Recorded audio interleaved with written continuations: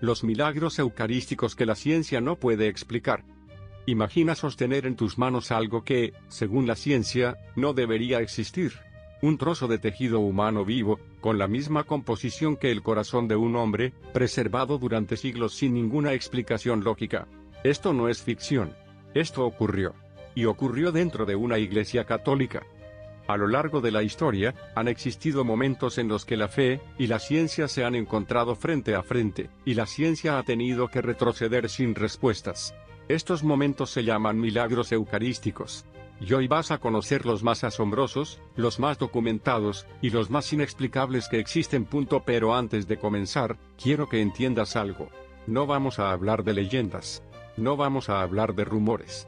Vamos a hablar de casos que han sido analizados por científicos, médicos y laboratorios modernos, y que hasta el día de hoy no tienen explicación humana posible. Empecemos por el principio.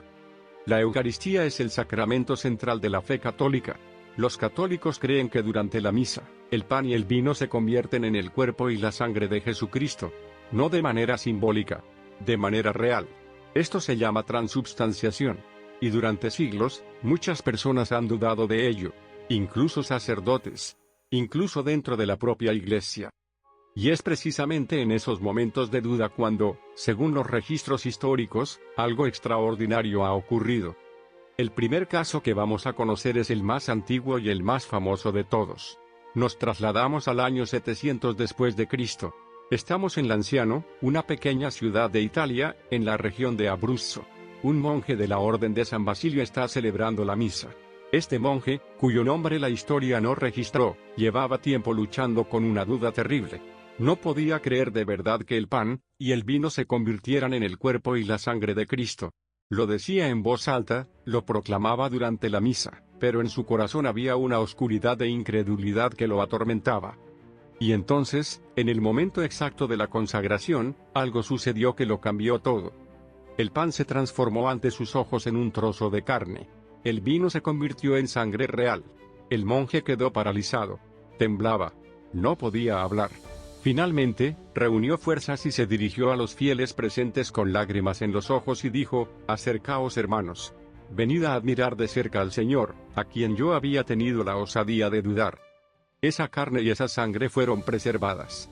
Y siglos después, en 1970, la Iglesia permitió que un equipo de científicos las analizara. Los resultados fueron publicados y son los siguientes. La carne es tejido muscular del corazón humano. Específicamente, es el miocardio, la parte del corazón que trabaja sin descanso para que el corazón siga latiendo. La sangre es sangre humana del tipo AB.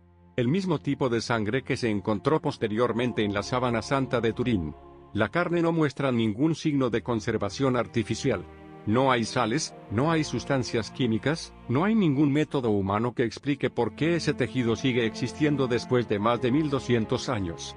Y el dato más perturbador de todos, cuando los científicos analizaron la carne, encontraron que las proteínas de la sangre aún estaban en estado normal, como si la muestra fuera reciente. 1200 años. Y la sangre se comporta como si fuera fresca. Los científicos no dieron una explicación. Simplemente documentaron los hechos y cerraron sus informes. El milagro del anciano sigue expuesto hasta hoy en la iglesia de San Francisco en esa ciudad italiana. Cualquier persona puede ir a verlo. Pero el anciano no está solo. Porque este fenómeno no ocurrió solo una vez. Ocurrió en múltiples lugares del mundo, en distintas épocas, con distintos sacerdotes y distintas circunstancias. Y todos tienen algo en común: la ciencia no puede explicarlos. Vayamos ahora a Buenos Aires, Argentina. Año 1996. Estamos en una época moderna, con laboratorios modernos y tecnología avanzada.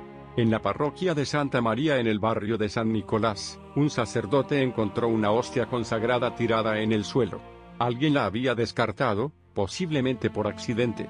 El sacerdote la recogió con reverencia, y la colocó en un vaso de agua, siguiendo el protocolo habitual de la iglesia para estos casos, esperando que se disolviera de manera digna. Pero la hostia no se disolvió. En cambio, comenzó a transformarse. En pocos días, la hostia se convirtió en una sustancia rojiza, y de aspecto carnoso que flotaba en el agua. El sacerdote informó al arzobispo. Y el arzobispo en ese momento era Jorge Mario Bergoglio. El hombre que hoy el mundo conoce como el Papa Francisco. Bergoglio ordenó fotografiar el fenómeno y guardar la muestra en silencio durante varios años. No quería que se convirtiera en un espectáculo antes de ser investigado correctamente. En 1999, la muestra fue enviada a un laboratorio en la ciudad de Nueva York para ser analizada sin que los científicos supieran su origen. Los resultados fueron contundentes. La muestra era tejido del miocardio humano, músculo cardíaco, en plena actividad celular, como si el tejido estuviera vivo. Tenía glóbulos blancos dentro, lo que normalmente indica que el cuerpo estaba respondiendo a un trauma o una herida en el momento en que el tejido fue extraído. Y el tipo de sangre era AB. El mismo tipo AB del anciano. El mismo tipo AB de la sábana santa. Los científicos quedaron desconcertados. Un tejido vivo, conservado en agua durante años, sin ningún proceso de preservación, sin refrigeración, sin ninguna intervención humana. Biológicamente imposible. Y hay un dato que pocas personas conocen sobre este milagro. Años después, cuando la muestra de Buenos Aires fue comparada directamente con la muestra del anciano en Italia, los resultados fueron idénticos en estructura, en tipo de sangre y en composición. Dos milagros ocurridos con más de 1200 años de diferencia, en países distintos, con personas distintas, que produjeron exactamente el mismo tejido biológico. Las probabilidades de que esto sea una coincidencia son prácticamente imposibles de calcular. Ahora viajemos a México. Al estado de Guerrero, a la ciudad de Tixtla. Año 2006. Durante una misión evangelizadora, una religiosa llamada Zorágueda estaba distribuyendo la comunión. En un momento, notó que la hostia que tenía en sus manos comenzaba a cambiar. Una sustancia rojiza empezó a brotar desde el interior del pan consagrado. No desde afuera. Desde adentro. La religiosa quedó paralizada. Los presentes también. Nadie sabía qué hacer. La hostia fue resguardada y posteriormente analizada. Los resultados, una vez más, apuntaron a lo mismo. Tejido del corazón humano. Sangre tipo AB. Leucocitos presentes, indicando una respuesta a un trauma.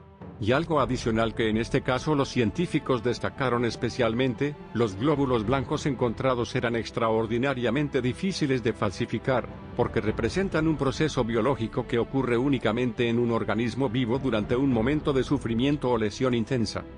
Dicho de otra manera, según la ciencia, ese tejido perteneció a alguien que estaba sufriendo en el momento en que se tomó esa muestra. Los creyentes saben a quién le atribuyen ese sufrimiento. Pero los milagros eucarísticos no son solo de carne y sangre. También hay casos donde la hostia simplemente se niega a desaparecer de maneras que desafían toda lógica. En Siena, Italia, en el año 1730, durante una festividad religiosa, ladrones entraron a la iglesia de San Francisco y robaron el copón que contenía las hostias consagradas. Las hostias fueron recuperadas 3 días después, tiradas entre basura en otra iglesia de la ciudad. Fueron devueltas y reservadas como testimonio del sacrilegio. Lo que nadie esperaba era lo que vino después. Esas hostias, que normalmente duran pocas semanas antes de descomponerse, siguieron sin deteriorarse. 1 año, 10 años, 50 años, 1 siglo, 2 siglos.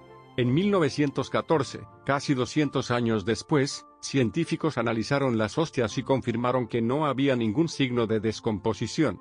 Sin hongos, sin bacterias, sin humedad, sin ningún proceso de deterioro biológico.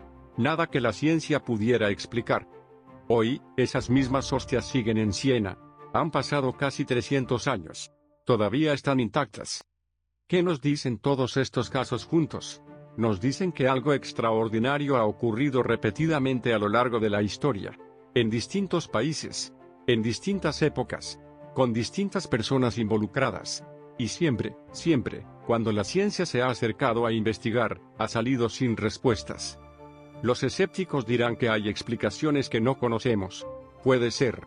Pero hasta hoy, nadie ha dado esa explicación. Y los datos están ahí, documentados, publicados, verificables. Los creyentes, por su parte, ven en cada uno de estos casos una señal, una respuesta a la duda.